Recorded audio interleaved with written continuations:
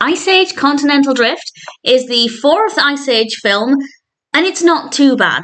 It's not the best, but it's okay. This was released in 2012. It's directed by Steve Martino and Michael Thurmeyer, and it's written by Michael Berg and Jason Fuchs. And we have a voice cast including Ray Romano, John Leguizamo, Denis Leary, Seann William Scott, Josh Peck, Peter Dinklage, Wanda Sykes, Jennifer Lopez, Queen Latifah. I could go on. Obviously, the voice cast is brilliant.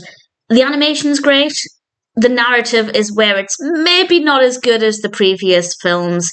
Our main characters end up drifting off on this piece of ice that becomes separated from the mainland.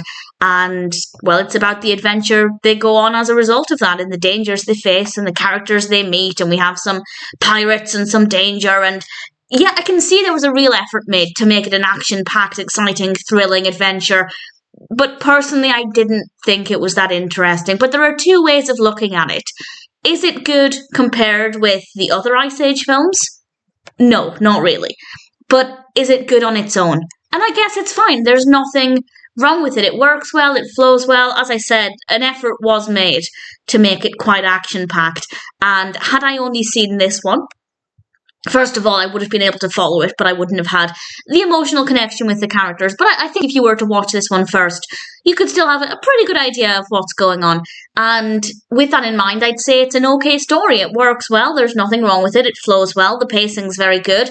The new characters we meet are quite interesting. And obviously the animation is very good as well. So on its own, Continental Drift is not too bad. However, compared with the previous films, it definitely isn't as good. So depending on how you want to consider it, it might be okay to watch, but it definitely isn't the quality of the previous films. That being said, the story works, the characters are interesting enough.